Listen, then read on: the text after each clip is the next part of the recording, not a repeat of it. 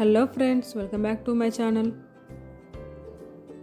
ఈరోజు రెసిపీ వచ్చేసి సొరకాయ కర్రీ చూపెట్టబోతున్నాను. ఇది చాలా క్విక్గా అయిపోతుందండి, అలాగే టేస్ట్ కూడా చాలా బాగుంటుంది.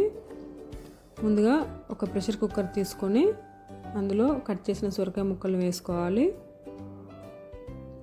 అందులోనే పచ్చిమిర్చి, కట్ చేసిన టమాటోస్,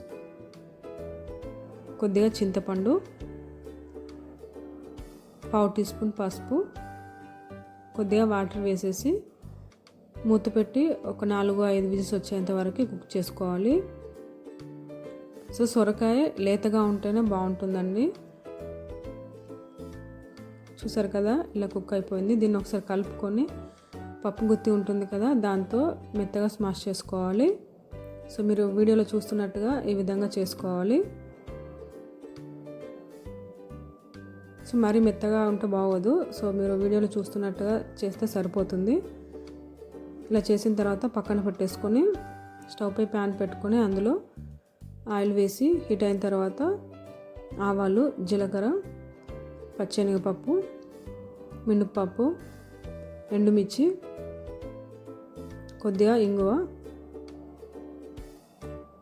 అలాగే కచ్చాపచ్చా దంచిన వెల్లుల్లిపాయ వేయాలి. కట్ చేసిన ఆనియన్స్ ఇవన్నీ వేసేసి ఆనియన్స్ అన్నింటినీ ఫ్రై చేసుకోవాలి. పావు టీ స్పూన్ పసుపు వేసేసి మరొక 2 మినిట్స్ ఫ్రై చేసుకోవాలి ఆనియన్స్ అన్నింటినీ. ఆనియన్స్ అన్నీ ఫ్రై అయిన తర్వాత ముందుగా రెడీ చేసి పెట్టుకున్న సొరకాయ మిశ్రమాన్ని అంతా పోపులో వేసేసి పోపు అంతా కలిసేలాగా ఒకసారి కలుపుకోవాలి.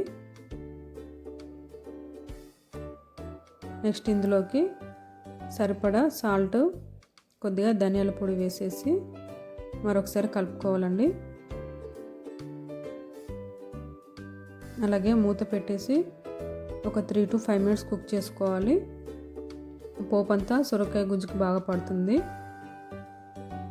సో అంతే ఫ్రెండ్స్, కర్రీ రెడీ అయిపోయింది. చూసారు కదండి ఎంత ఈజీగా అయిపోతుందో. ఫైనల్గా కొత్తిమీరకు వేసేసుకొని స్టవ్ ఆఫ్ చేసుకోండి. సో అంతే అండి, ఈ కర్రీ రైస్లోకి చాలా బాగుంటుందండి.